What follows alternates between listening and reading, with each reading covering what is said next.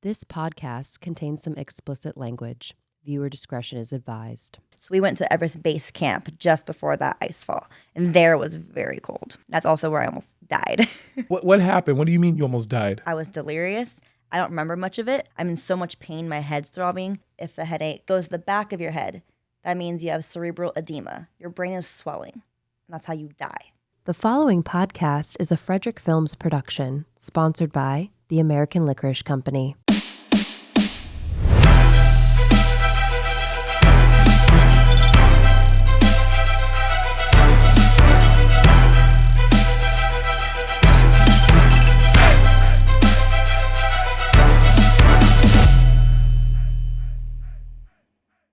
Hey everybody, I want to welcome you guys back to Embracing the Journey podcast. As your host, Norris Frederick, I am here with a very, very influential woman that has taken it upon herself to push her body to the physical limits. But before we get into that, I want to introduce my friend, Brooke.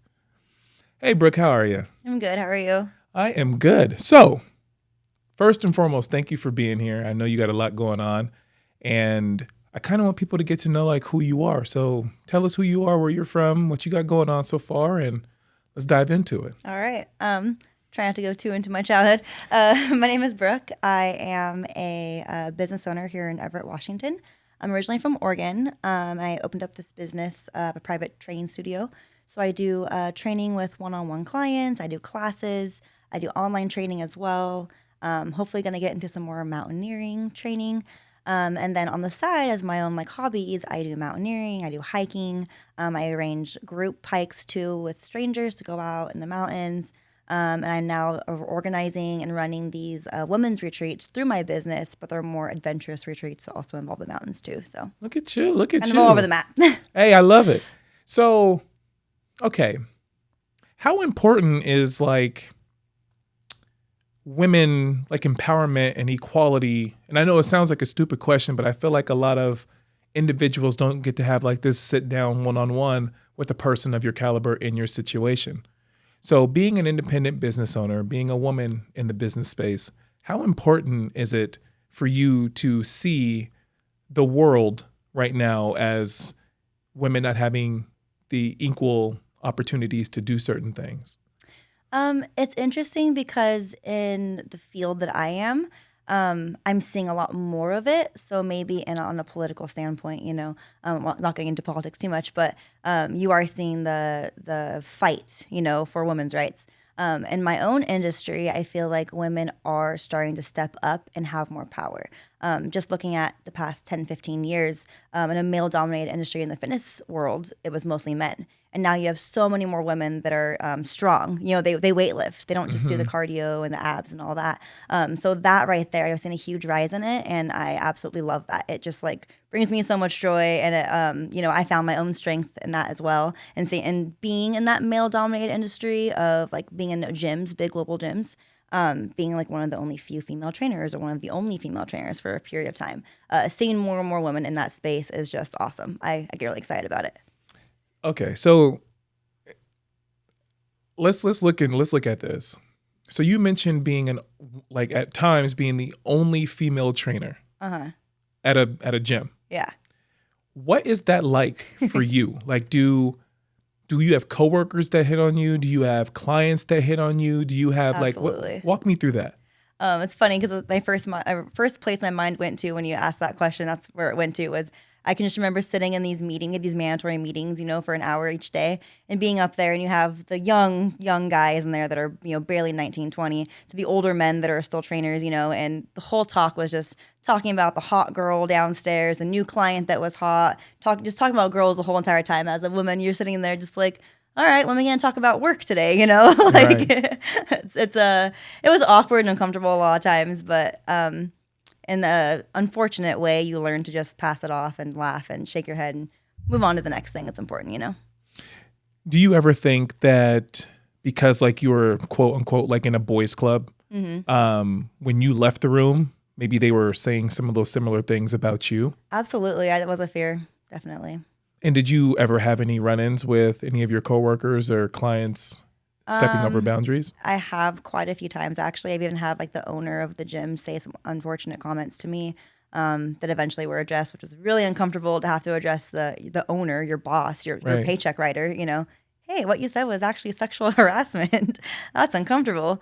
You're HR basically. So it's Right. So it goes nowhere after that. yeah. I get an apology and oh, it's not what I meant to say. That's not how I meant to Always. make you feel. But it's uncomfortable even having to be in that get to that point. So I guess my question is, for a woman to be in quote unquote a male dominated sector of a business, whether it's like fitness or whatever the situation, in your case is fitness, how does one approach a girl? Because like now, obviously, like a lot of the things that I see going on in the gyms are on social media of, girls going in there with small spandex shorts on and just a sports bra, and they'll set their camera up as they're like filming themselves, like do their reps, and you'll see that guy in the background, like kind of looking.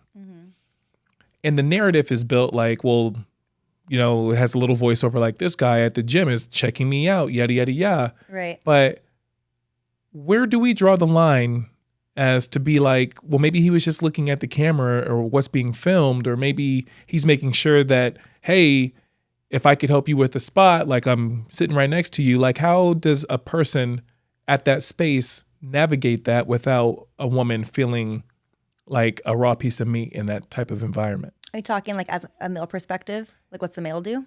Yeah, like how could a male approach a woman like you and be like, hey, if you need like a spotter or if you need help or anything like that, let me know. Right.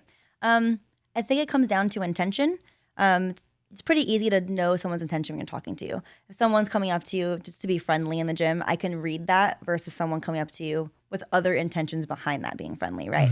And also I think it's important to note that just because there's a woman in the gym doesn't mean they need help or need a spot. They don't, no one asks for help unless when I'm in the gym, I do powerlifting. So sometimes I do need a spot. When I need that, I go find, I seek it. I go find someone because I know that I need it. But I'm always like loading up my bench, and I lift kind of heavy, for bench, and I'll start loading it on right away. You get a guy come over, hey, I'm like, do you need a spot? And I'm like, no, I'm good. Like, I can do this. I know what I'm doing. So I think it comes down to don't assume someone needs help unless they ask for it. So as you know, like I've been in the athletic space for quite some time. And I know, right? There was a time I was training with another professional athlete, and it was a woman. And I found myself being super protective of her in the space of like lifting weights. And I couldn't really put two and two together, right? It's not that she was just a teammate of mine. But I noticed like when we had to do like sled pushes or sled runs and things like that, I would remove the weight for her so she didn't have to do it. And I think in my head, I've been embedded as a man to like care for the women around me, whether we're romantically involved or not. And at one point she said, I can do it myself. And it never clicked that I was doing something to like make her feel less than. I think my intentions behind that was just like I can help, right? Right. But it never once clicked that like she has to go to the weight room whether I'm here or not, right? Right, yeah. And like she would have to do this whether I'm here or not. Right.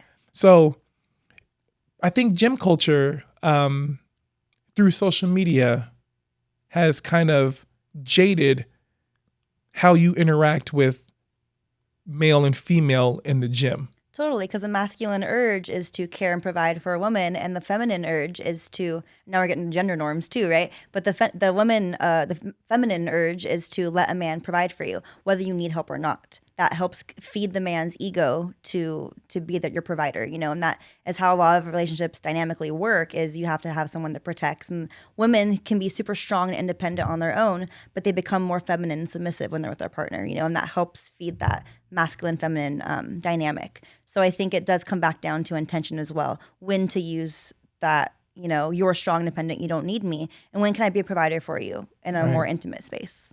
So you hit on something. Where do you stand in that feminine, masculine tug of war? I'm actually still learning a lot about where I stand. I'm newly in a relationship, and it's making me realize and come to a lot of new things that I'm noticing about myself. Whereas Give us, drop the tea. Don't be no, so sir. vague. Don't be so vague.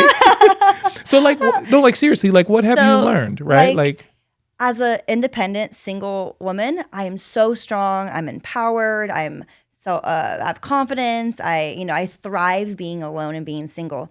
The second that I get into a relationship now, I'm noticing I become more anxious. I become more dependent. All these things that I'm realizing, and through researching why I'm feeling these ways, I'm like, oh, it comes down to your attachment style. So it all comes down stemming back to like childhood. So I have an anxious attachment style, meaning that when you were a child and you had maybe one parent that was more hot and cold, maybe only gave you conditional love versus unconditional love, a parent that has an addiction, which is something that I struggle with. Those things can all lead you to have this anxious attachment style, which means that you are always looking for the approval or the love of somebody, or you need that validation that they're not going to leave because there's that fear of abandonment as well. So I'm doing all this research right now, actually, in the psychology behind attachment style. So that's why. And have you felt that it's helped, or do you feel like you're actually, now that you're aware, are you seeking like, hey, this is what that actually means? Yeah. So I listen to a lot of podcasts as well about psychology and these things. And actually being aware is the first step of healing. And healing these attachment styles is to know why you're feeling away so you can pull away. So you can not act on the emotions, right? You're still going to have those emotions because that's the way that you were raised, unfortunately. Your childhood's everything for how you developed. But being aware is the first step to know, okay, this is why I'm feeling anxious in this moment. This is how I can redirect that. Go work out, go do this instead. Right. Put that energy elsewhere. Crazy question, Brooke. What? Do you like having someone that you can, if need be, depend on, or knowing someone's going to be there for you at the end of each day? Absolutely. Being able to share the good, the bad, the Yep. ugly, the fun, all that news at the end of every night. Yes. So is what you're feeling, right? Is Yeah. it worth it? Absolutely. Good. Yeah. Good. That's good to hear. Good. So kind of on top of that, apparently, what I'm learning, apparently you search for in your partner the love you didn't receive as a child. I could see that. Yeah. Not to throw you under the bus, though, I hate this. but how do you maneuver in that space knowing what a hot and cold relationship can be versus an unconditional relationship can be? How do you use that model that you knew growing up to an adult relationship that you're now in control of, right? Yeah. Like, how has that been? Well, I can recognize healthy. And before I didn't. I just responded to emotion, responded to feeling. Oh, I'm feeling anxious. It's your fault. You're making me feel this way, And now as a more healed and self-aware person, it's like, oh, I'm feeling this way because of my own stuff. Right. And this is how I can respond differently. And this is how we can have a healthy relationship going forward. Right. So it's, being able to recognize the healthy versus unhealthy behaviors. Right. Totally. We're going to take a quick commercial break. We'll be right back. Different. Weird. Quiet. Mighty. Unstoppable. Incredible. What makes you different makes you great. Embrace your punch. So, I know a little bit about your past and the ships that you've been in. Mm-hmm. And I think a lot more people have felt and dealt with some of the things that you've dealt with, but haven't been able to make it out on the other side the way that you have. Without me having to put your business out there, would you be comfortable enough to highlight some of the lowlights of relationships that you've been in the past, which have led you to where you are today? Yeah. Yeah, I can do that. You got it. So I guess, where do I start? There's one that's been monumental, and that's about the time that I met you. Actually, I was recently out of it. So you really watched me grow the past 4 years, from that moment. But I definitely came from a really unhealthy relationship. I've never said the word out loud before. Well, good. Cool, so. It's your platform. Do your thing. I know, shoot. It was very abusive. We'll say the word. Time. Okay. I'm out. Okay. Just for specification, what type of Okay. abuse are we referring to? Mostly emotional abuse.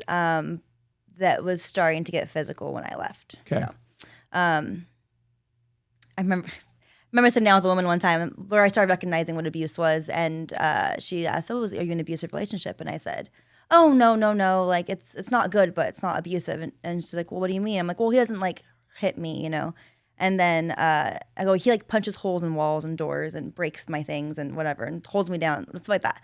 And she's like, "Okay, well, there's lots of angels in heaven that start off with holes in their walls and doors too." Right. I remember I broke down. That Just was from that one comment. That one comment, and it was like, holy crap, you know. And that was when I started to recognize what I was in and was able to start seeking my way out. So, Question, because I come from a physical abuse, domestic and things like that background. In a relationship, this doesn't just sneak up on you. What were the signs that led you to think maybe this isn't as safe as I thought? Or maybe this dude isn't who I thought that he was several weeks, several months, several years ago. So what signs came up to first alert you? it's hard because I've done so much work since then that what I would say now is different than what I would have said back then. You know what I mean? Yeah. Now I can see the signs, but in the moment I couldn't. So, looking back, I'll say, because I can't tell you what they were back then, but looking back now, there were signs like love bombing is a big one, which What is does that mean? it's in the beginning of a relationship. Someone is really into you. They're throwing affection at you. Maybe they say "I love you" really quick within the first few days, dates, weeks. Even for me, we weren't even dating yet. Wait, hold on. Give me some- But did you say it back though? I don't remember, honestly. I Brooke, don't think look that I me- did. look me in the I don't face. think that I did. If I look, I don't think that I did. So I remember being like, "What?" I don't think I did. In the first few dates. Yeah. Yep. So that's called love bombing. So they draw you in. They give you buying you gifts. I remember this person buying me Nike shoes all the time, and I didn't have money. I was newly moved to Washington. I was broke. I just moved out of a place, so I had nowhere to go. You know, and that's also a big part of it too. Was being vulnerable. I was in a very vulnerable position when I moved up here. I had nothing. I didn't know how I was going to make rent. Really, I had a brand new job, and then this person came in as the savior. They were helping me out with money. They were helping me out with gifts, buying me nice things. All of a sudden, I had a safe place. Right. And so being vulnerable, you just end up in another unsafe place. So did you feel after being vulnerable and this guy presenting himself as this like savior individual, you felt safe, right? Your guard Yeah. went down. My guard went down. This person really loves me. I'm the one. I'm their soulmate, you know. And then slowly they start saying mean things to knock down your own confidence. And how the abuse works, looking at it from a psychology standpoint, is they don't know they're doing it, but they're knocking you down slowly. And then they bring you back up. And then "I'm so sorry, I love you," you know, all these things bring you back up to, if you're here at that level, you know, you bring you back Right. up to a base level. And then pretty soon you start relying on that, so that when you're feeling your absolute lowest, which they brought you there, the only way to feel back normal is them. They're the only one that can bring you back up to like Wow. being happy again. So it's like a psychological head game. Addiction, yeah, you just get wrapped up in it. And that's how you always hear like, "Oh, I would never be in an abusive relationship. Sure. You know, I would leave. How do you?" Right. And it's like, you don't I'd even know walk what's away in a happening. heartbeat. Yeah, and that was me always. I would always like, how do you even get into that position? You just Mm-hmm. leave, you know, and you don't realize it, and all of a sudden you're there, and it's psychological. You're stuck in this trap because you feel so low. Right, right. And not that this makes the situation better, but what was your ex's relationship with his family and his mom? He kind of walked all over them as well. Okay. Yeah. So that goes beyond being like an A-type dominant personality. That goes on to like manipulation and so on and so forth. Yeah. Interesting. I haven't dived into his psyche yet or ever will, but Well, because like it feels like this conversation happens more than what people are willing and able to admit, right? Definitely. Because of how it makes an individual look. But when you brought up like abuse, it triggered something because I was also in an abusive relationship. I don't know what it's like from the female perspective, right? But I know what it's like from the male perspective. And understanding what all that encompasses, like if I was afraid in my relationship where I was being physically abused and mentally abused and things like that, I have the physical features and stature to remove an individual off of me. Right. Did you feel that you could do that as well? Not at all. Yeah. When did you know things went too far? I don't know. There were things that were too far from the beginning that I just kept putting up with because I couldn't afford rent on my own. I couldn't afford a single income household. Brooke, how are you able, and just shoot it to me straight, how are you able to be around men knowing what this individual I put you through at one of your most vulnerable times of Right. your life and still walk into a place with the confidence that you have, knowing what it is that you can provide, but being in a space where it's like male dominate? Like how dominated? Like how do you... Well, compartmentalizing. One person's not everybody, Yeah. You can't put someone's dark traumas on everybody else, and assume that everyone's the same way. And I think that's something that I have a good trait of, that I've always had, is a positive outlook. So, looking at each person, giving them the benefit of the doubt before judging or assuming. When I first met you, you had this like aura about you of like, you can tell that you had gone through some dark times. And then I could also tell that there was like some fight in you, that you weren't going to lay down and just accept where you just had come from. Mm-hmm. And then there was this side of you that was just like so eager to learn and to experience new things. The question is, from the time that I met you and the time that you guys had broken up, how long was that gap? Puts into perspective, we had Valentine's Day plans, and then I told him no because he wasn't going to anger management the way he should have been. And so I didn't go. And so he brought another girl on our Valentine's Day trip. And then you reached out to me Valentine's Day morning and said, hey, do you want to shoot a video? Right. And I thought, I got nothing to lose. My life's a mess. Sure, why not? So that's kind of how quick that was. I don't want to say that that situation is sad, because I feel that I feel that he lost more than he gained from this situation, right? Knowing Right. you, I don't know anything about this fella, Right.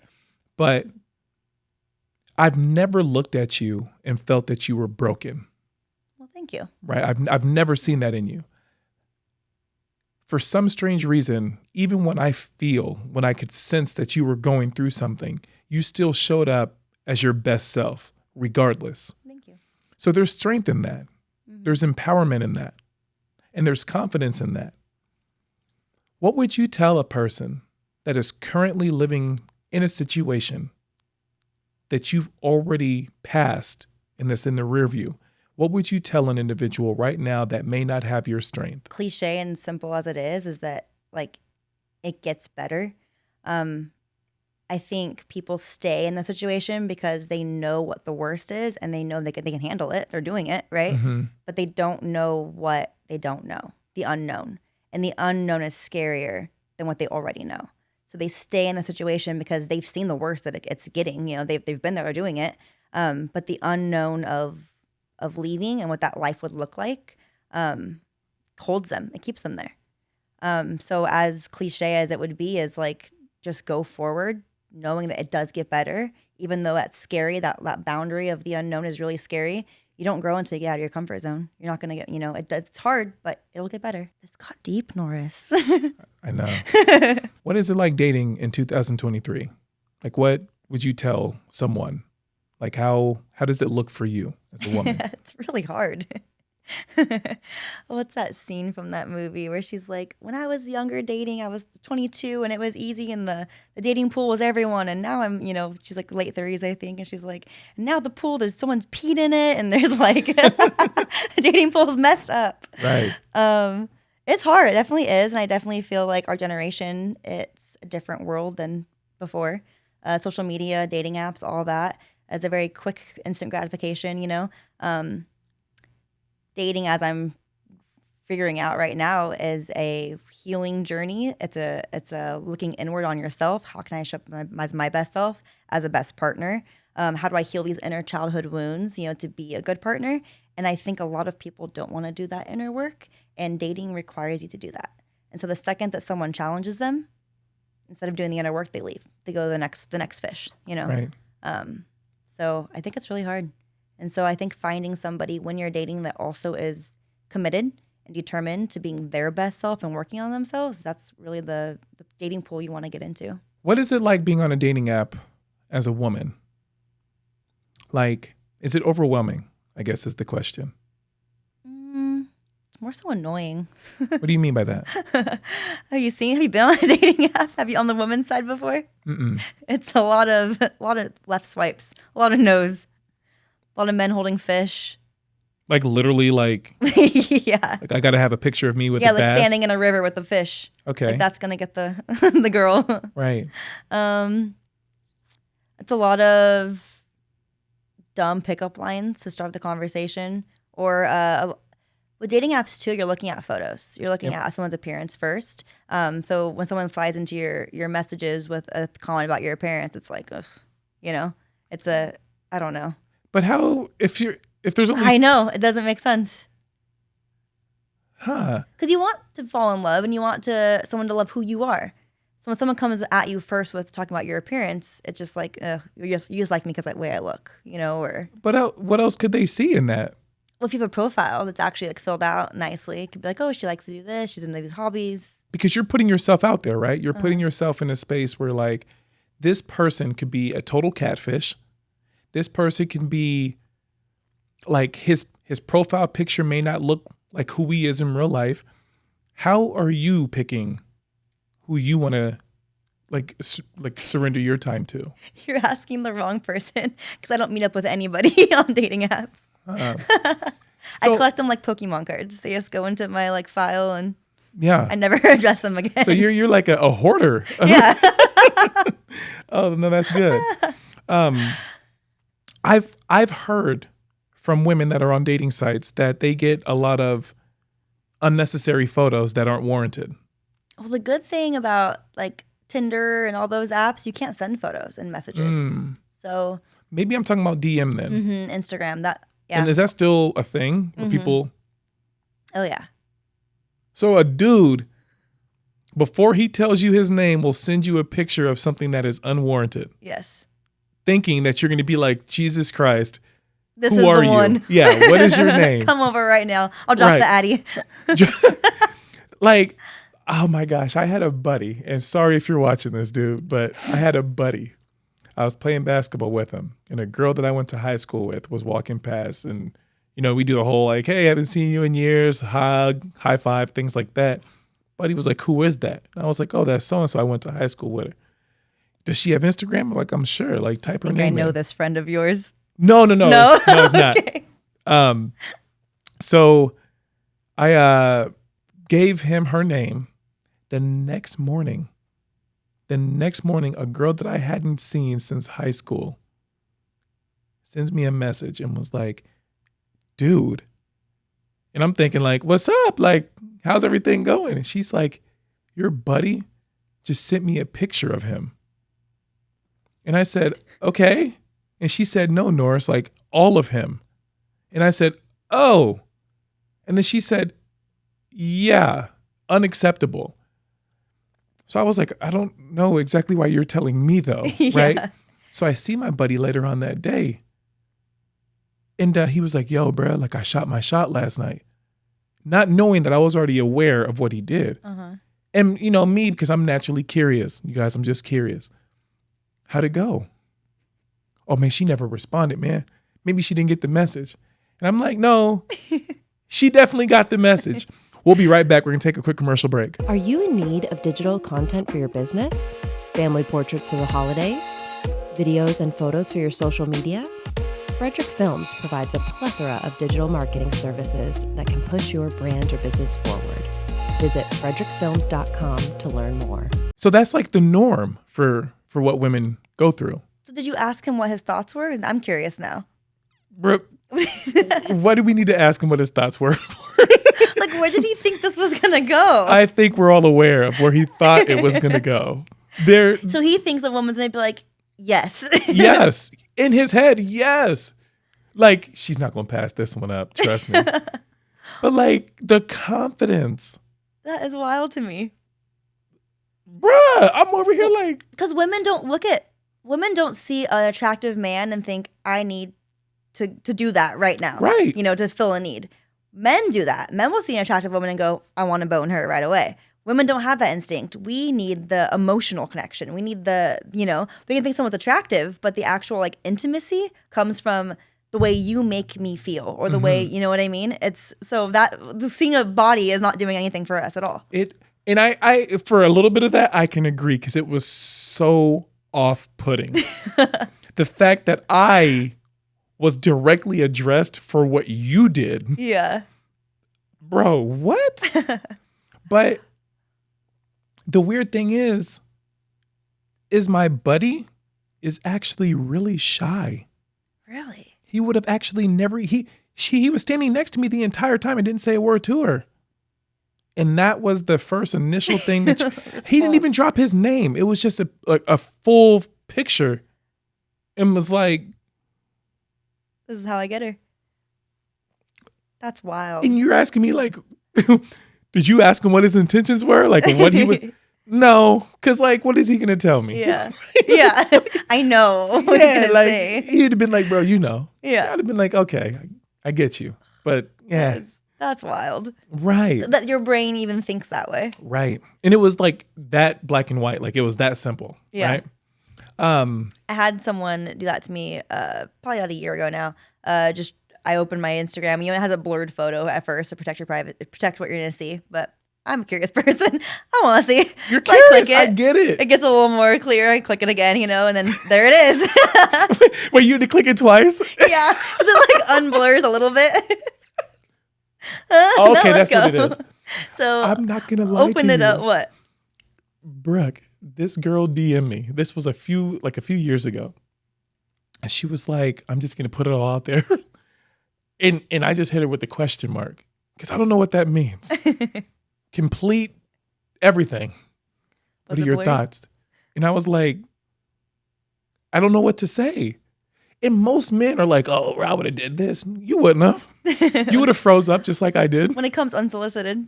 Because like, what do you say? Yeah. What do you say to that? Congrats. That's amazing. Or cool. Cool.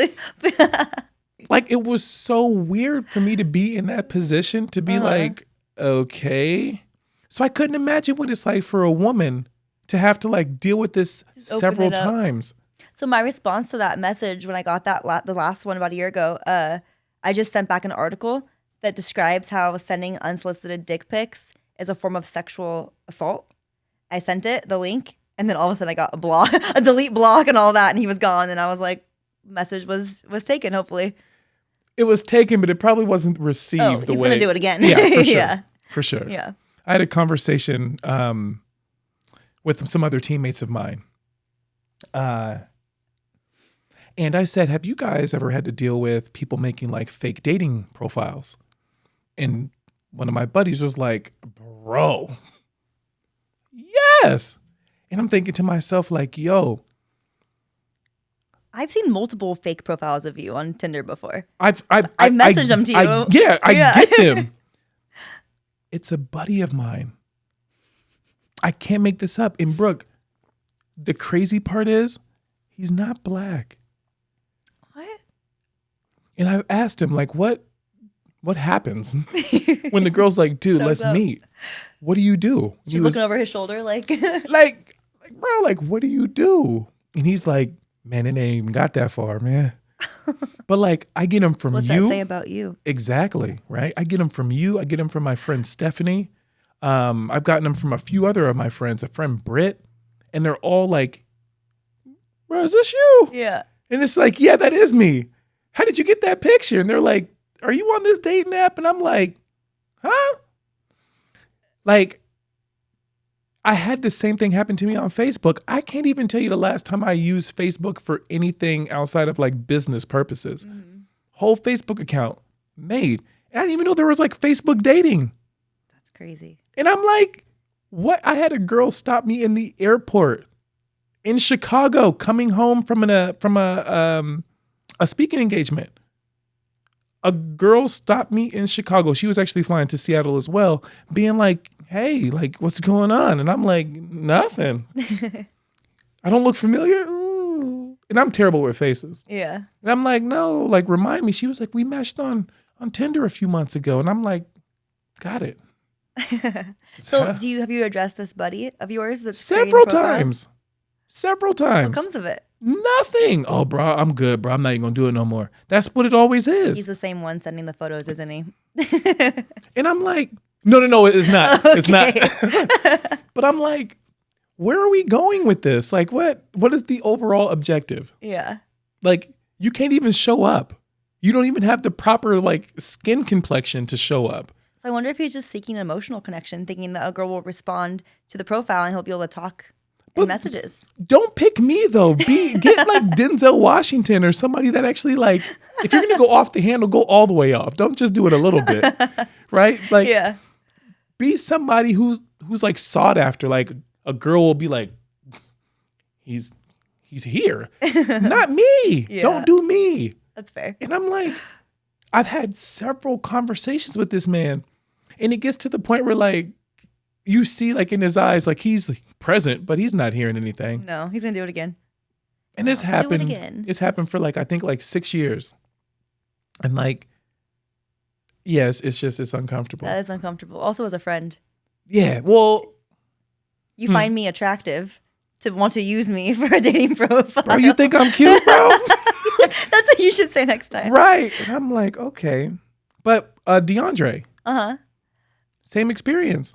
He's had random profiles pop up on dating sites to the point where he's like, yo, that's me, but not me. Right. And then the girl's usually like, sure, I know your type. So it's like, you can't win any way you look at it. Like, it's mind-blowing to me. That is crazy. But I can't say I've had that happen. not yet. No, not yet. It's still early. After this podcast, though, I might. Look, because I follow you on all social platforms. I can easily just no, but it's different. Question, because so Brooke has been kind enough to be the first woman on this podcast. I think we picked a good one. But back to you. Have a lot of married men hit on you and like tried to progress? I don't know about married men, but old men, yes. What constitutes old? That's a offensive question, I feel like, to somebody listening. I know. I would say at least like 15 years older than me. That's my sweet spot, Brooke. That's unfortunate. I went to Target to get some stuff for my house. And I kid you not, either it's like the demographic between like 17 to like 22 or like 45 and up. Like I don't understand. And it's like, I was at Target and I was like, hey, do you guys like have any X, Y, and Z? I think I was in there for Swiffer wipes. Uh-huh. And then she was like, yeah, I'll show you. And I was like, no, it's fine. I can go look for it. And she was like, I'd follow you around the store whenever I can. And I was like, okay. Please don't. Yeah, but like, what? And then I showed up to another event for a film project at the Seattle Yacht Club or Tennis Club. And I get out of the car already feeling extremely insecure. Like, what am I doing here? Tennis. What am I doing here? And I get out of the car, and this woman that was like supposed to be like introducing me to everybody was like, so-and-so told me you're attractive, but Jesus. And I'm like, so what happens now? Right? Now we hang out all day together, Yeah. unfortunately. So she's like, and it was so stupid. I showed up in like, it was hot. It was like during the summer. And I showed up in like a tank top that had my arms out. And she's like trying to pretend that she's admiring my tattoos while rubbing on my biceps. And Brooke, as you know, because you own a gym, like I'm pretty. I mean, I've seen you work out. Is it good or? It's like once every month. But like that's still good though, right? Is that like? I don't know. Is that not good? So like she's like rubbing on my arm and still telling me how attractive that I am. That's so uncomfortable. We go and meet the rest of these individuals, and there's like 6 women, and I'm the only guy. And she has yet to stop telling the women that are around us how attractive I am. And I forgot that I was there. I have forgot that because I'm over here looking like, yo, whoever this dude is she's talking about, like, can I meet him at least? And like, she was just like, look how cute he is, and started grabbing my face. And I'm thinking in my head, what would happen if the tables were reversed? Oh, yeah. I was going to say that. How old is she? She had to be in her 50s. Okay. I was going to say women, I feel like older don't have any, like you said, there's no issue with complimenting guys or saying kind of weird things, about young guys. Mm-hmm. Well, you're not really young anymore. I You're know. old, Jeez. so I don't know. Jeez. But yeah, if it was flipped, it'd be really uncomfortable and creepy. But it does happen all the time. I mean, that's part of life as a woman, unfortunately. I got a question for you, and I hope she sees it. There was a girl that DM'd me not too long ago. It was like 3 days ago. And she was just like, hey, we should grab a bite to eat. She asked me if I wanted to get a drink. Brooke, we know I don't drink. Right. So I told her no. She said, well, I know you need to eat. Do you want to get a bite to eat? And I said, I'm just not really interested. Guess what her response was? Was she aggressive? Bruh. Offensive at that. She called me the B word. What? Mm-hmm. She said, I think that you're a bleep. And I said, oh, okay. Is this because I wouldn't go on a date with you? And she said, I didn't want you anyway. You're ugly. And then block, unfollow. Why do people do that? Guys do that all the time too. They say something, you call you attractive, call you beautiful, hot, whatever it is. You don't respond, or you say thanks, that's it. And they ask you out after like the third rejection. Then all of a sudden, well, you're a B word. And they start putting you down. It's like that was their response. Their defensive mechanism to being rejected was to attack. Well, honestly, I can speak on behalf of me. I can't speak on behalf of you. Hey, rejection feels different. Hey, it hurts a little bit. It makes you feel like, wow, like, whoa, I failed. Right. Yeah. But not to the point where I would like take that and make someone else feel as bad as that made me feel. Right. A no is a no. A no is a no. To defend or, give you a reason why I said no. A no is a no. But not even that. That person that actually told you no may be saving you from something, right? Yeah. So listen to it. Yeah. They're not ready. Bruh, or we could be right back in a toxic relationship or where we don't need to be. Right. And she actually warned you. You don't want me. I had a girl tell me that once when I was in college. I said, you're super pretty. She said, you don't want me. Let me help you. You don't want me. And I took it for face value. Okay, cool. There's 40,000 other people that go here. I'll figure it out. I'll find someone I do. Right. But you're right. The moment that a person feels rejected, all of a sudden, all these insecurities come out. Mm-hmm. For the past few months, I've been waking up and putting quotes on my Instagram. I've noticed. Right. Yeah. And I've had several people, and it's super nice, check in and make sure that I was okay. I'm doing fine. I'm doing fine. But the reason that I put those up is because they help me, right? Today I put up, I said, don't let my confidence affect your insecurities. I loved that actually when I saw it, yeah. Right. There are times where I walk into a room and I'm going to ask you the same question. And I feel like I take up too much space because of my confidence. Mm-hmm. And it's not that I'm like outwardly like, oh, I'm this and I'm that. But I feel like because I'm a confident individual, that people assume that my confidence and my ego and cockiness are what's consuming the space. Mm-hmm. Do you feel like that at times? Kind of going in a different route in the same conversation is that, like you said, don't let my confidence make you feel insecure. That's what it is. It has nothing to do with you. It's their insecurity coming forward because, like you said, there's success for everyone. There's enough for everyone to eat at the table. But because someone else is succeeding doesn't mean you're failing. Mm-hmm. It just means you got to show up too. And if you're not showing up, maybe as your best self, you're being more quiet and shy and in the corner. That has nothing to do with that person taking too much space. It's that you're not showing up. Right. And your subconscious is insecure about that. And you're not showing up. So you take it out on them as being too much or too confident. Right. And maybe cocky or put a negative tone on that confidence versus like their confidence has nothing to do with you. That's just who they're being them. You got to show up too. We'll be right back. We're going to take a quick commercial break. Looking to start a podcast, live stream, make a presentation, or perform on stage? Samson has all the gear you need to help you become a successful content creator. To learn more, visit samsontech.com. So, With your competitive background with weightlifting, and I know you did some track in college No. or high school, right? I did pole vault in high school. That is a sport. Because I had a boyfriend in that sport. That is the only reason. Brooke, are you still boy crazy? No. Do you feel like sometimes people can mistake your confidence with you being cocky? Maybe. I feel like I'm insecure about that, actually. Do you believe in star signs? Who? Star signs? Like being Aquarius or Scorpio? A zodiac sign? Zodiac signs, What is yeah. a star sign, dude? I don't know. I think it's the same thing. What is a star sign? It's a zodiac sign. It's the stars, where they were at when you were born, or planets or something like that. I don't know.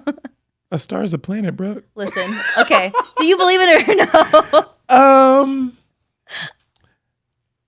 Short answer is yes, I do. Okay. But not to the point where it's going to dictate. You're like rubbing crystals together and Nah, Okay. I'm not flipping over cards and lighting sage and stuff So like I'm that. the same way. I don't actually believe in it, but I still read it and I still like see the things and I'm like, oh, there's a little bit of like truth to this, you know? Right. It's like it's curious about it. So I'm a Leo.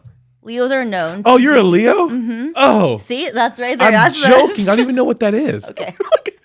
So Leos are known to be like, in a positive sense, outgoing, confident, bubbly, have, like to be like lots of big circles, big groups of friends, all that. Well, the negative trait of that is they can be also seen as cocky, arrogant, narcissistic, like all those things too. So one of my biggest insecurities is that I'm the negative of those traits. Because I can be really loud and, when I'm in a group of friends, I can be one of the loudest ones there. And like you said, taking up too much space. And I have that insecurity that I'm always taking up too much space and that I need to like lessen myself because I don't want to come off as being too cocky or arrogant or full of myself.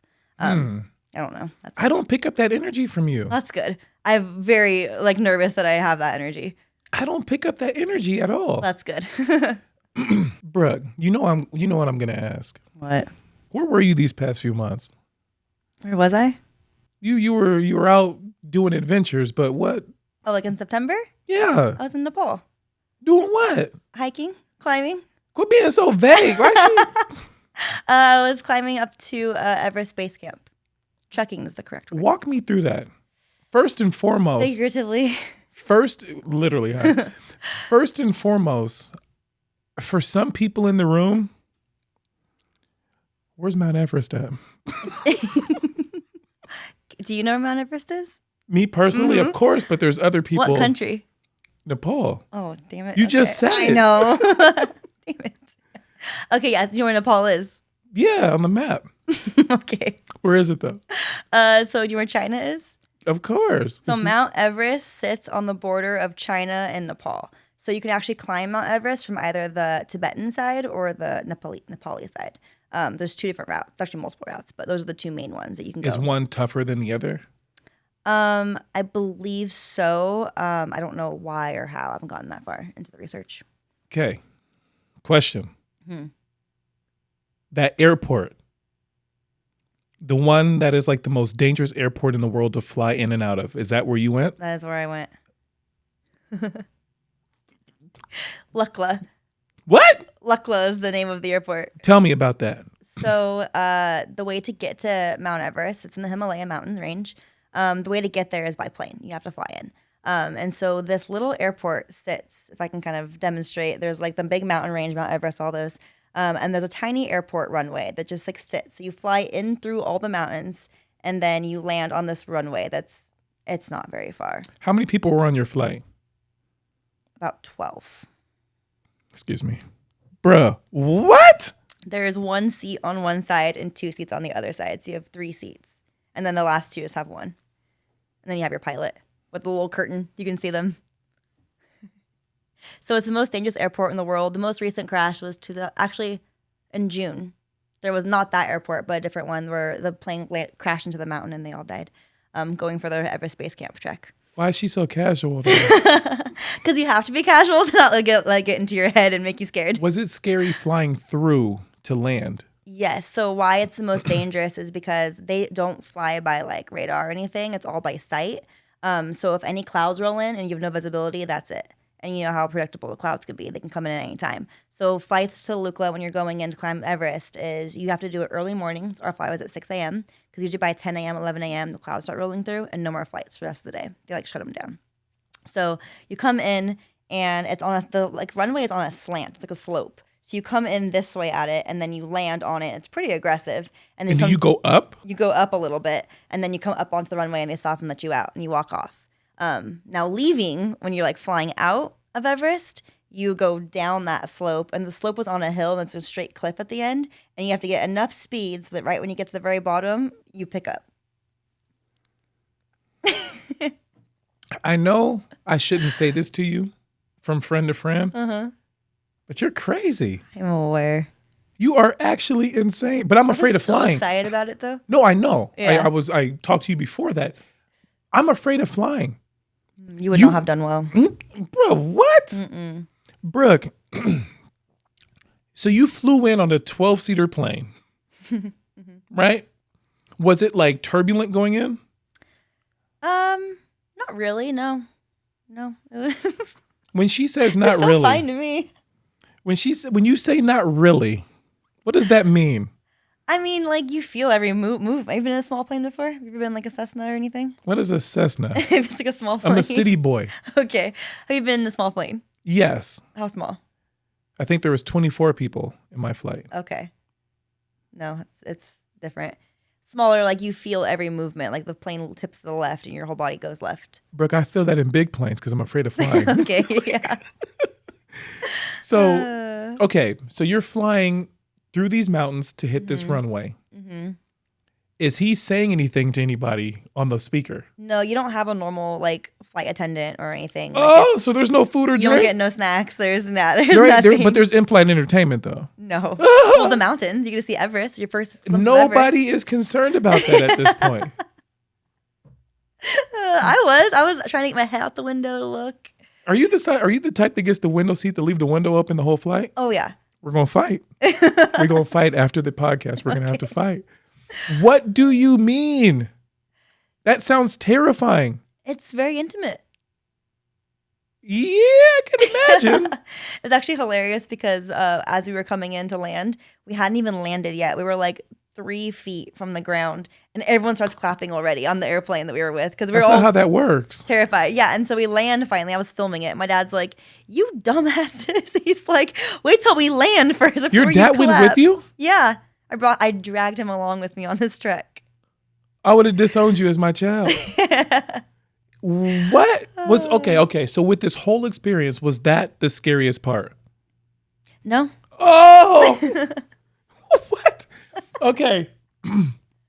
Okay, so was landing or takeoff worse?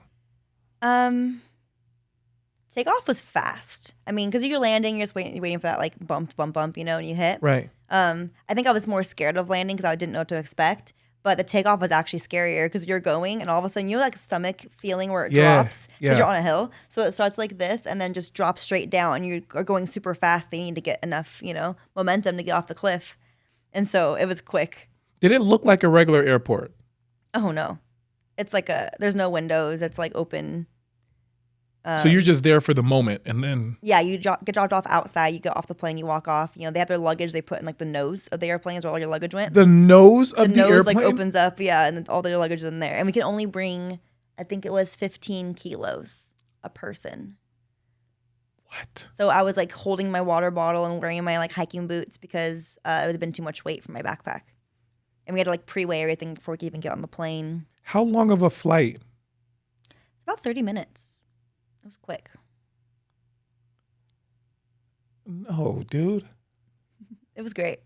But then, so once you land, you get off the plane, you get in, and now so it's also called, the airport's called the Gateway to Heaven or the Gateway to Everest. The gateway to heaven. I wonder why that is. Oh, that's messed up. But like, you know what I'm saying? Like, I wonder, like... But it's also the gateway to Everest because the only way to get to Everest is through this airport. So you land. So everybody that's going to this airport is going... It's going up. Okay. Whether they go to Everest or not. But so you start your trek right there. So you get your backpack on, and our porters were on a separate plane. We had to wait for them to come. So our porters showed up, and then they're carrying our other big luggage. We've got big old these ones we can carry. I think it was the luggage for the small plane was 10 kilo, and then our luggage was 15 kilo. So our porters carry it on their backs, and then we have our day packs. So have like our layers on, our snacks, our water, all that, and then we started walking right from there for the next 15 days. Again, I mean this in the most respectful way possible. What's wrong with you? I don't know. What did like? I enjoy it, so I don't. I can't. But that had to be a moment where you got to know yourself really well. Definitely. And what was your dad's experience? He had a great experience. He did better than I did, actually. So my dad's hiked twice in the last like 15 years, 20 years maybe. I don't know. We went on 2 hikes together. I'm an avid hiker. I mountaineer. I've climbed Rainier. I've climbed all the 5 volcanoes in Washington. You know, I've trained for this. And he got no sickness, no altitude, anything, no traveler's diarrhea. Meanwhile, me, I was not doing well. The whole time. The whole time I was sick with like traveler's diarrhea, which let me tell you, there's no bathrooms, no real toilets there. Y'all, you guys can't see this, but her behind, like that's doing the audio, her jaw is on the ground I because just saw that. because Brooke is talking about evacuating her bowels on the podcast. I have no shame. No, we know. Yeah. So after you evacuated your bowels, Yep. This was like our 3rd day, 2-3 days in. We were going, and so there's this really famous spot called the Edmund Hillary Bridge. Do you know who climbed Mount Everest for the first time? Do you know his name? Sir Edmund Hillary? No? Okay. is it Sir Edmund That's the one. Edward Hillary? Edmund. Edmund. Edmund Hillary. Mm-hmm. Yeah, I've heard of that. Yep. So there's this bridge they named after him, and it's this big suspension bridge hanging over, and there's like the Tibetan prayer flags, hanging on it. And so we all were stopping and take photos below. We have a Sherpa, who's like our guide, basically, the Nepali people that are with us. I'm gonna have to stop you right there. Are you gonna tell us you evacuated your bowels? Yes. Continue. Okay. So everyone's taking photos, and on this trek, there's nowhere to go. Like there's one path, and then there's like cliff, tree, cliff. There's nowhere to go. You're just on the same path. So as you're going up, people are coming down from their trek too, looking very miserable, might I add. You have yaks coming through, carrying like all this stuff on their back. So you have nowhere to go. You're just like, kind of nosy up to the mountain and like let them pass. So there's nowhere to go, and there's no bathrooms. And my stomach starts doing flips, and I am in pain. And everyone's taking these photos. And so I have a photo of my dad and I, and we're standing right in front of the Edmund Hillary Bridge. And the whole time I'm like sweating, and I'm like, I need a bathroom. Like, I'm not doing well. He's like, just take the photo, smile. So I give the fakest ass smile, like smiling. And after the photo is taken, he's like, I'm going to frame this and write Brooke had to poop like under it. Wait, so what happened? So at that point, I said, I'm sorry, I can't wait with you guys anymore. I got to go. And there was this huge staircase. And I just went as fast as I could up the staircase. And I just kept on going for probably like 2 miles as fast as I could to get away from the group of 15 of us that we had with us, plus our porters. And I just found a cliff to like scale down so I could poop in the woods. That I felt better for an hour. Is it time for a commercial break yet? We're going to take a quick commercial break. Different. Strange. Offbeat. Visionary. Genius. Amazing. What makes you different makes you great. Embrace your punch. So interesting. Okay. Ooh. So I had this traveler's sickness, for a while. Yeah. My dad, totally fine. Completely fine. What did you guys eat? So we ate 3 times a day, breakfast, lunch, dinner, and No snacks or? not really, no. The portions were so huge that you were just stuffed, which is also, I think, adding to my issues. But you had these like tea houses, what they're called, where you stay at along the trek. So you're going in and out of villages. You're like halfway in the woods, and you come into a village and you stop. We have like lunch somewhere. It's along a river, usually really pretty. We're sitting outside, and they have a full menu. They've got pizza and pasta. And are you paying? Is everything all? Everything was included with our pay that we did up front. So Cool. once you're there, you don't worry about anything. Cool. Unless you want to buy extra water or stuff. And I'm assuming they don't serve alcohol because of the altitude. Up until a certain point, you could have alcohol. Once we reached about 14,000, which is called Namche Bazaar, they recommend you don't have alcohol after that. So, of course, there at Namche Bazaar, I did because they have the world's highest live music bar. So we went there to celebrate. It's pretty cool. So you had something to drink. Oh, I did, yeah. But that's the highest point, and then you don't want to have any more after. Oh, okay. I was about to Yeah. say. Uh, oh, whoa. Yeah. There's something that's, I love the fact that you're like an adrenaline junkie. I love that. And I can live vicariously through you. But Not now, with me? Come on. Just one hike. You have to give me one hike once. for those who have friends that are dark skinned, y'all know what this look means. Brooke, I want to ask you this. How do you think I would have done climbing Everest with you? I did invite you. No, I remember. I vividly remember. Okay. But how do you think that I would have done? I think you would have done great. I'm afraid of heights. And I don't like being cold. Like, right? And I'm not so good at walking several miles in a day. I think the experience would have been, you would have enjoyed it. What about the flight, though? I would have blacked out. Mm-hmm. I would But have actually been dead. Think about that feeling of achievement when you go out of your comfort zone and do something. You would have that endorphin feeling. Meanwhile, she told me the airport that she landed at was the gateway to heaven. I don't know if that's up in me. I don't know. What were nights like? Was it hard to sleep at such a high altitude? Yeah, so we have multiple acclimatization days. So I don't even know if I said that word right. But so we did 2 days of trekking, and then we stayed one day in Namche Bazaar. It's a village for 2 days. And what you do is you want to climb high, sleep low. It's how you also build to climb Everest too. So we slept at Namche, and the next morning we did a hike. We hiked up to the next elevation for the next day, stayed there for about 25 minutes, had a little snack, took some photos, and then we climbed back down and then slept down lower. So what you're doing is just slowly building that level of elevation up, so your body can actually create more blood oxygen cells, so you can breathe better, and it helps you not get like altitude sickness.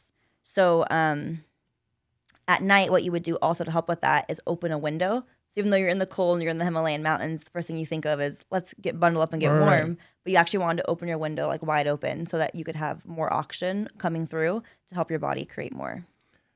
Weird question. Well, number one, let me start this off with something else. Every time I see one of your photos that you post of Everest, I'm not going to believe it. Okay. Okay. Knowing moments earlier you evacuated all your bowels. Okay? We're just there. Secondly, to a person that has never actually hiked a full actual mountain, does cold feel different in certain places? No. It all feels Cold the is same? cold.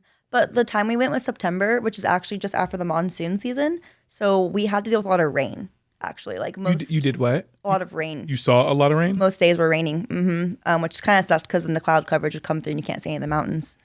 But you're still climbing a mountain. Do they make it safe? We weren't climbing at that point. We were trekking. Trekking. So trekking is you're going through the villages, you're going through the woods. It's more woodsy, if anything else, until you get to where we landed was Everest Base Camp. That was a destination, and that sits at the bottom of the Khumbu Icefall. And the Khumbu Icefall is one of the most dangerous parts of climbing Mount Everest. Once you get up that, then you continue all the way up to summit. So we went to Everest Base Camp just before that icefall, and there it was very cold. That's also where I almost died. Hey. Dun, dun, dun. How are we doing out there, you guys? Again, we're casual. So what happened? What do you mean you almost died? And why didn't we start with that? I was getting there. So as we were at Namche, 14,000-ish, that's about where that is. 15,000, I think, actually, which is taller than Mount Rainier for the Washingtonians. I started to get... So every night we would do a blood oxygen reading. You put your finger in this little odometer thing, and it would read. The first day we read down where the airport was, everyone's sitting like 90, 98, 95, writing it down. Well, every day as we get higher and higher, that goes lower and lower.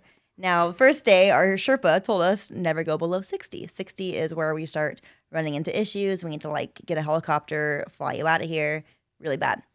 So by Namche, which is about 4 days in, my readings start going lower and lower and lower. Now, mind you, I'm the trainer of the group. I'm one of the younger ones of the group. Here's my dad, who hasn't hiked, doesn't really work out either. He's some walking and stuff to get ready for it, but didn't do any climbing or anything. Multiple people in our group were over the age of 40, 30, and here I am just going downhill and downhill, worse than everybody else in the group. I don't know why. Elevation also attacks everyone differently. So you could be the most trained for it and it still hits you. Like there's no rhyme or reason. It can, hit you anyway. Anyways, so by the day before base camp, we're staying at this, it's like a aerospace, like what's word, like I don't know what company does it. I don't know if it's NASA or something, but it's like a pyramid up in the Himalayas, right outside this big mountain. And they do a lot of space stuff, science out there. So I was not doing well. And I started getting a really bad headache in the front of my head. And our Sherpa said, if the headache is in the front of your head, it's normal, it's okay, most people feel it. If it goes to the back of your head, that means you have cerebral edema. Your brain is swelling, and that's how you die. Most people that die on Mount Everest die from cerebral edema. So as long as the headache's here, you're okay, in your forehead. So I had a headache there really bad. I was getting nauseous. I wasn't feeling very good. Couldn't really eat that much. You're trying to force yourself to eat. That's also how you help fight off, elevation sickness. Trying to drink water. I'm just not getting anything in. Go to bed. Have a bad headache. Our Sherpa goes and reads my reading. Well, I read 41. Now, 60 was the limit. So he's sitting on the bed with me, and he reads it, and he looks at me. We're going to do it again. Does it again. And he looks at me, and he goes, well, how do you feel? I'm like, I have a headache, but I feel fine. I have the typical sickness I was expecting to feel up here. Right. And he's like, well, I've never seen it that low before, but if you feel fine, then I take your word for it and you're probably fine. All right. So I try to go to bed, I don't sleep. I have a headache so bad. The whole night? The whole night, yeah. I'm trying. I think I've got a couple hours here and there. So we get up the next morning, and this is our last day, and we're going to climb to Everest Base Camp and make it. So now we're... How long is that? About 6 to 8 hours of walking. Of walking. Mm-hmm. Okay. So we start going, we get to Everest Base Camp, which sits at 17,500 feet of elevation. Again, Mount Rainier sits at 14,400, so it gives you an idea. And we're talking about the tip of Mount Rainier sits that high. Yeah. So you're already past. Way past. Okay. By 3,000. So we get to base camp. There's a big giant rock that's written, EBC on it, Everest Base Camp. And then it's got all these Tibetan prayer flags all over it. Everyone's taking photos. There's like that moment, you get to the spot and there's a million tourists everywhere. Right. So everyone's having fun and we're enjoying it. My headache is still there, but you gotta do what you gotta do. So we start heading back now. Well, as we're heading back, there was a guy in our group, Pradeep was his name. He starts to kind of go off to the side. And I'm like, are you okay? He's like, I just need a minute. He starts throwing up. So I'm like, I tell my dad and I are together. And I'm like, let's just wait for him, to finish throwing up, but let's stay close. Far enough away to give him privacy, but stay close so we're with him.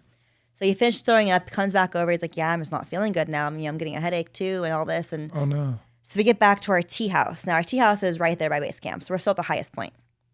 We get in the tea house and I can only describe this as being in a blackout of being drunk. That's the only way I can describe it. I was delirious. I don't remember much of it. This has all been told back to me now after the fact. We sat down to we had a tea time, cookie and tea time we would do, and we ordered dinner at that moment. So I ordered a garlic soup, which garlic also helps with blood oxygen, blood circulation and all that. Ordered garlic soup, we're sitting there and people are trying to play cards, have fun. And I can't engage with anyone. I'm in so much pain. My head's throbbing. Is it like a headache that you've been familiar with before? No, I don't really get headaches often. Yeah. Okay. But it's not something that it doesn't feel like a normal headache. No, I'm just not. Yeah. So I decided to go and put myself and lay down. I told the group, I guess, I went to the bathroom, but I never came back. So my dad comes in and finds me, and I'm laying in my bed. We have a little 2-bedroom, 2 little mattresses in there. And I was sharing it with my dad. So he finds me in there. I'm in my sleeping bag all wrapped up and stuff. And I start going off on him. I'm like, how could you? How could you do this to me? I have a headache. Why would you come in here and turn the light on? I'm just going off on him. He's like, Brooke, what are you talking about? I never came in here. You came in, you turned the light on, you left me with it. You left me the light on. I was so out of it. The light was off, but my head was hurting that bad. I thought there was a bright light shining on me. So he was like, go to bed, and leaves. He's like, this girl is crazy. So at some point he comes to bed. And he tells me the group is getting up at 4 a.m. and they're going on a sunrise hike up to Kalapathar, which is another point to get a good view of Everest. If I want to come, I can come. At this point, I don't know what's going on. I said, okay, cool, I'm going to bed. So I'm lying there, and I never actually went to sleep that night. There was someone like smoking a cigarette, like a Nepali person smoking a cigarette outside the window. It was coming in, the smoke was, which was triggering that headache more. At some point, I got up to go to the bathroom. And when I say bathroom, I mean there's a hole in the ground. Okay. And I'm, what word did you use? Evacuating myself, throwing up, and diarrhea. And there's no toilet. Like, it's just a hole. And I go back to bed, and I go do it again, all night long. And then my dad said at some point, he looked over, and my headache now was in the back of my head. Yeah. Wait, hold on. Your dad looked over and what? Sorry, I changed subjects. Oh. My headache now had moved to the back of my head. Sorry. And he said he looked over at me, and I had my, those Nalgene water bottles. I had that under my head, and I was pushing as hard as I could, my head into it, to try and relieve some of that pain that was back there. And he didn't say anything to me. He just let me kind of, be there. And dying. you're still, are you still? I'm still, yeah. Finally, I took like 600 mil. I was taking everything: Tylenol, Imodium, what's the word? Zofran. It's like an anti-nausea. I was taking all. I was mixing everything. I didn't even care. Give me whatever you have. And finally, the headache started to come down a little bit, and then I got up. They all went up for their sunrise hike. I missed it, unfortunately, which was like this huge thing I was looking forward to, but I missed it. So they all come back. Apparently, it was super cold and miserable. And then I got up for breakfast. We had to pack our bags each day, pack up and stuff, give it to the Sherpas, the porters, to carry our bags. And then we ordered breakfast, and I sat there with my tea, didn't get anything in my body. And then our Sherpa was like, we need to get you out of here as soon as possible. There's like 3 people now at this point. It was me, Pradeep, and then Sukanya was another woman with us who was not feeling well either. She was throwing up too. So like we need to get down. So go down as fast as we can, take your time, whatever. But we need to get down as low as we can. And wherever village we land, by 6 hours or so, we're going to stay there for the night. So we start climbing back down, hiking out. And we reached, I can't remember what the village was called, but we reached there. And by that point, my headache had gone from here back just to here. And then... And this is more tolerable. This is okay. This means your brain could be swelling if it's in the back of your head. So it had come back to the front of my head. I was able to have conversation. I was becoming a little bit more lively. People were saying jokes. The whole time we were singing songs and playing, saying jokes the whole way up until that last point I was like silent. My personality was gone. I was not feeling well. You're like in survival mode, huh? I was in survival mode, yeah. And then by that second day, I was back 100%, back to myself, normal. Headache gone. I was eating again. Felt great. Would you I was ready to do it again. Would you really do it again? Oh, yeah. I'm training for it. Knowing what you felt. Yeah. Okay. I just got to train better. Was it the training or was it? No. So I asked my Sherpa later. I was like, how come I felt that way? I would say I'm the most conditioned for this of the whole entire group. Why was I the one that went down? And there's 2 factors. I did start taking Diamox. Diamox is a elevation sickness pill you can take before you do a trip like this. And then you take it the whole trip during. Now, because I was having evacuation issues. It never settled. So, no, because of that, I was dehydrating myself, which is also a huge reason why you can get super sick up there too. Okay. So I had to look at my cons. Okay, I'm, oh yeah, and the symptom of that pill is gastric disruption, so diarrhea. So I was like, I'm getting diarrhea. I won't go. I'm eating fine things. I'm not eating meat. I'm doing all the right. I'm drinking my filtered water, this must be the pill's issue. So I stopped the elevation sickness pill, which then if you were building it to go to high elevation and then you stop cold turkey, you come back down to where you were before. So I think that's what happened to me. After we were already going up, I was like, okay, I gotta get rid of the diarrhea and dehydration. That's also dangerous, and get back to being better. So I stopped that pill, and then it hit me all at once, the elevation. So there's different things I can go forward, do differently next time. So you had to be in a whole different mind space or mindset to wake up every morning knowing that like you guys are going to be climbing, walking several miles a day. Your head is pounding. You're dehydrated because of all these other circumstantial situations. At what point, because there had to be a point where you're like, I need to be done. I should just quit. Did you never had that? I never had that point. You were going to ride this until the wheels fell off. Because I knew this happens. Going into this, I brought Imodium. I brought ginger chews, which are like helping with nausea and all that. I brought cough drops because you develop a cough up there too. Everyone has an Everest cough. And is it like it's like Because you're not getting enough oxygen, so you're just. Is it that deep like burn cough? Mm-hmm. So I brought cough. I mean, I knew I wasn't gonna feel well. I think I made a post on Instagram. I was like, heading to Nepal, and it was like all these medicine that I had laid out that I was bringing, knowing full well I was not gonna feel well on this trip, and it's part of it. And you would consciously say right now that you would do it again. And I want to go higher next time. Does the illness get worse? Or is that like the worst that it will be is what you felt? Oh, it can definitely get worse. So I saw a movie. Okay, I lied to you. I saw a commercial to a movie. Okay. So is that bridge, that like wooden bridge, The Edmund Hillary Bridge? that connects to something or whatever, that is where, what's under it? Water, a river. How far? Pretty far. Okay. Fatal. Oh, yeah. And you're having to move out of the way for like wildlife that's carrying. The yaks. Because I'm trying to make this make sense. Okay. I'm trying to make it make So sense. typically, if you see a group of yak, the yak come in the huge packs, and there's one person in the back whipping the last one to get them all to move forward. And so typically, if you see them coming, you give them the right of way, and so you'll stand off to the side, let them cross the bridge completely, and then you'll go. You can see the other side of the bridge, so And they're doing this trip. back and forth, going village to village. And are they become like accustomed to the height difference? The people of Nepal who live there, yeah, they've got no issues. Like they don't get their Sherpas don't get sick. Their porters are carrying our weight for us, just full sweat, dirty.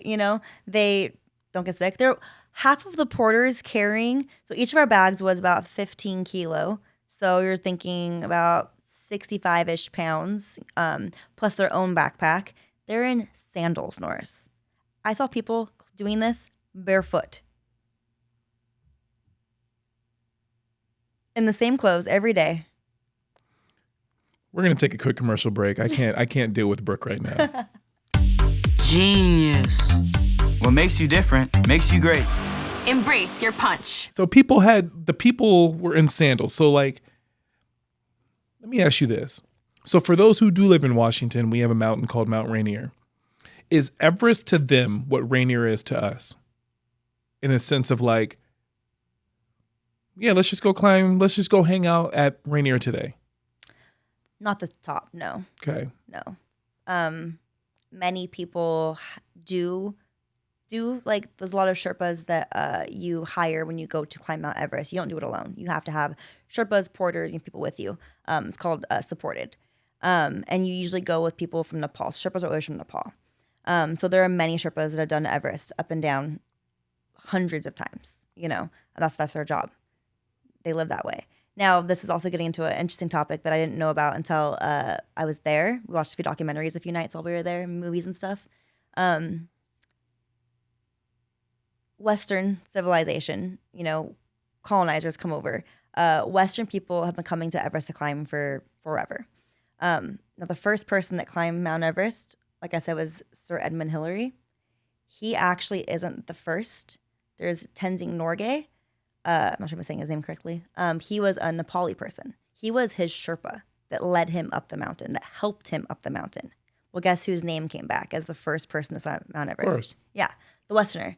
So Tenzing got kind of shafted in that. They came down. There was all the reporters. Climbing Mount Everest in the 50s was this huge race. Who was going to do it first? They're coming in from the Tibetan side, the Chinese side, the Nepal side. There was people failing, dying everywhere. Everybody wanted to be the first.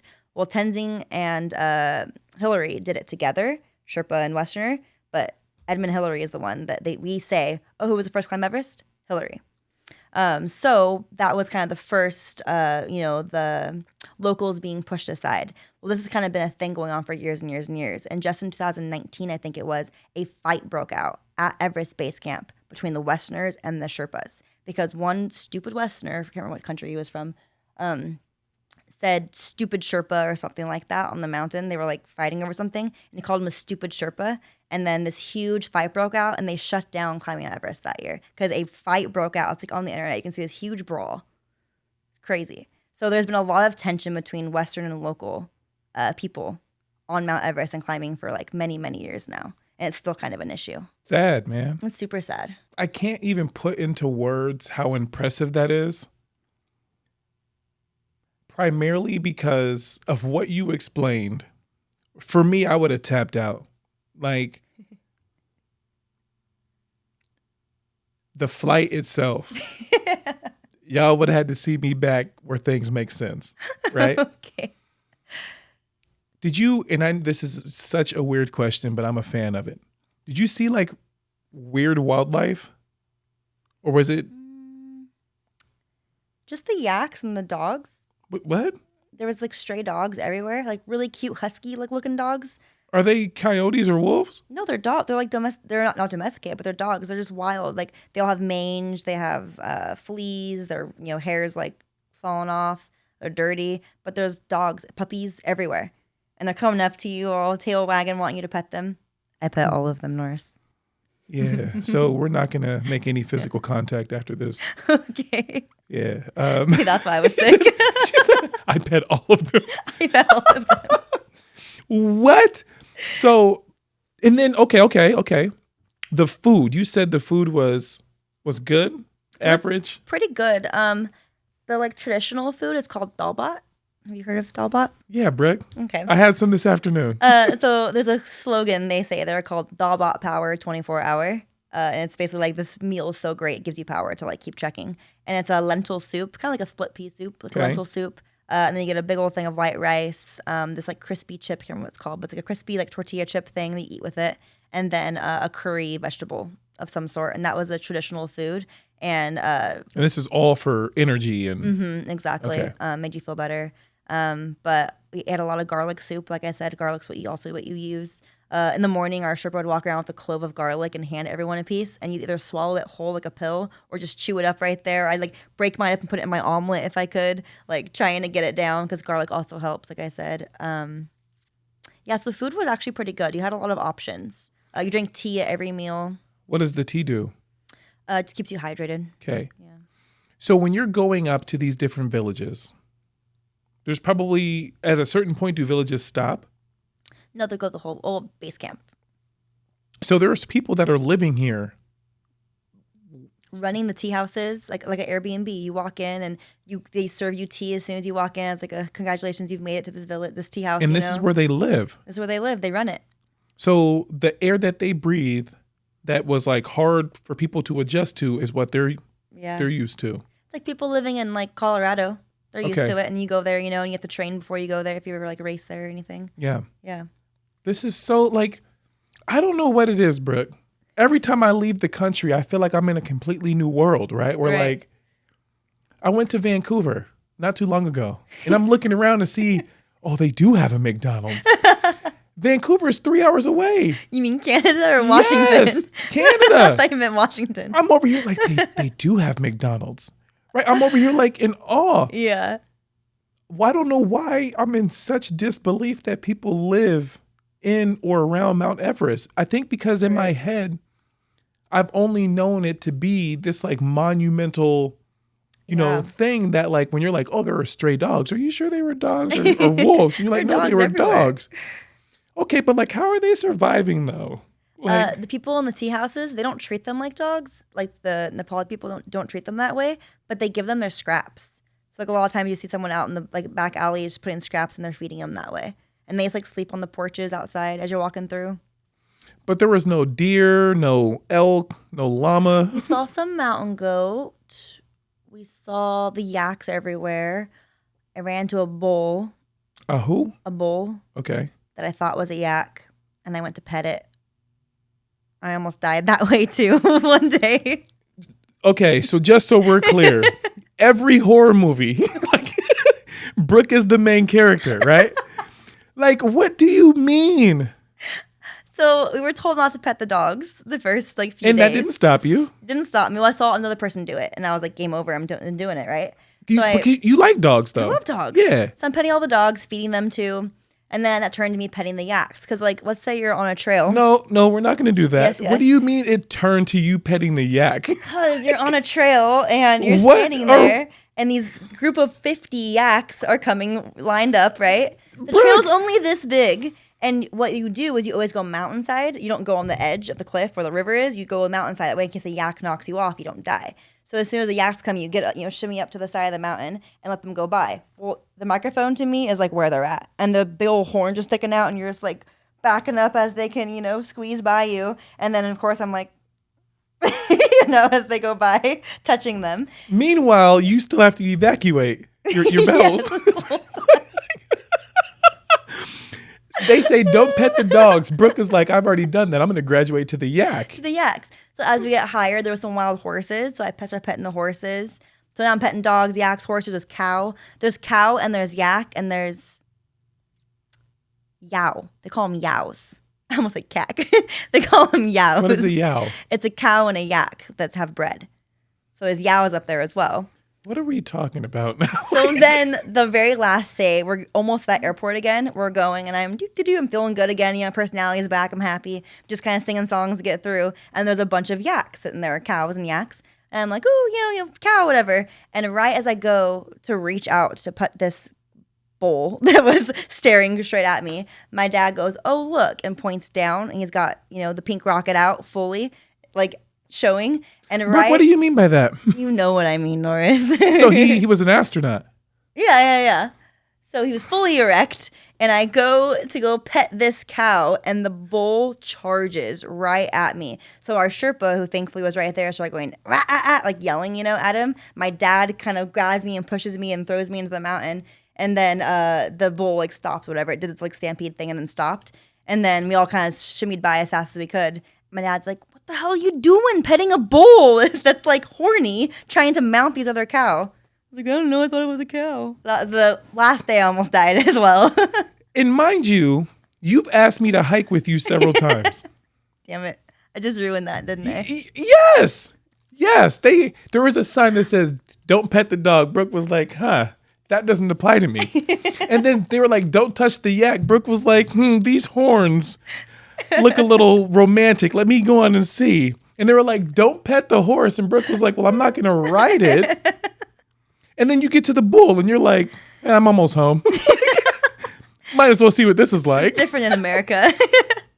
What? Were they like, they had to in their mind be like, these Americans, man, they just don't get listen. it. They don't listen. Dumb Westerners. I am so dead. I know. But overall, it was a great experience. It was a great experience. I'll do it again. Okay, did you lose weight from the evacuation? I did. Yeah, I came back and all my clients were telling me, you've lost some weight. I'm like, no, I haven't. I did. I lost a lot of weight. Did it feel good, though? A little bit. For a minute there, I'm like, I have a flat stomach. This is great. I am actually dead. It sounds like you had a great time. I did. It was good. I would have hated to be your roommate. Why? Oh, and there?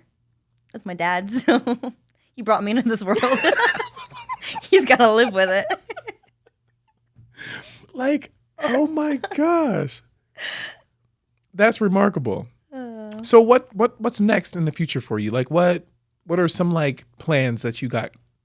So the base camp was my first kind of test of the waters of what elevation will do. And that obviously went great. It went really good. So now I'm planning to, I want to do a bunch of other peaks, slowly building my way up in elevation to eventually do Mount Everest. The full thing. Got it. So looking currently at, there's some peaks in Mexico. In New Mexico or Mexico? In Mexico. Okay. The tallest peak in Mexico. I'm looking at that one next because that sits at 18,000, which is just 1,000 more than what base camp was at. So that's be the next step up.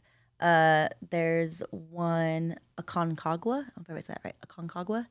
That was in Chile. So that would be the next one. Argentina. It's Argentina. Just slowly building up. So for those who are listening, if you had to look at where you are now, think back 10 years from now, What advice would you give yourself? How old are you right now? 30. What advice would you give yourself at 20, knowing what you know now at 30? Started climbing mountains back then, number one. I don't know. That's a hard question. Given all the things we talked about, Yeah. like the romantic, the personal, the Right. business, the adventure, everything, encompass all of that. I think a lot of it comes down to fear, right? Whether that's fear of abandonment, fear of rejection, fear of leaving a bad situation, fear of the comfort zone, leaving that comfort zone. Because where I've found success is outside of those comfort zones, pushing those limits, pushing those boundaries. And I think that, did you just hear my stomach? It was so loud. I can't have you evacuating your bowels. Did you pick that? Did you hear that audio? Like that was her stomach. I'm so hungry. We're not here, and we're not here to do that. Okay, there's a bathroom down the hall. I didn't even want to say anything because honestly I didn't know if it was mine. So loud. It threw itself to you, didn't it? I was like, what is that? No, but coming back, I think it's that fear of the unknown is okay, and just like pushing those comfort zones is where I found success. But I didn't start doing that until in recent years. So if I could go back and tell my 20-year-old self, don't be afraid. And I guess I don't know. It's hard to encompass what I know now because it's emotional. Right. The emotions behind it. Words can't really. You can tell someone not to be afraid and do these things, but unless you know why or feel why. For sure. You know what I mean? How can people get a hold of you, or how can people like donate to your fund? How can people support what it is that you got going on? So with trying to climb Everest, it's going to look at over $100,000. Most guided companies range between like $28,000-$30,000 at the low end, and that's like you're going with no support, which is not recommended, to $100,000, and that's like all your food, your porters, everything, the permit just to climb Everest. So that's just Everest. Now I've told you that I want to climb all these other mountains in preparation. And that's going to be flights, staying when I'm there, having guides and Sherpas on those as well. So a lot of money is going to need to come down, not to mention your oxygen, your down suits, all the equipment and gear you need as well. So my goal from now till I do these climbs is to raise money, whether that be by working more. So if you need training, hey, I can be your trainer. And then also creating a way to fundraise. So I'm looking at maybe some fundraisers in the future, some fitness like events where it's come on out, I'll give you a good workout in the park, and then it'll be a more higher price, like boot camp, but knowing that fund goes towards, something good. And then I'm also looking at increasing my following too, getting more engagement on Instagram. Social media pays, if you have enough engagement. So hoping to get money that way as well. So best way to support is following. It's free. Give me a follow on Brooke Michelle. That's my personal hiking account. Or my fitness one's Bodies by Brooke. And then, engagement, liking, commenting, all that's free. It's free support. Cool. So. All right, we'll see you guys soon. Thank you guys for coming out. Till next time.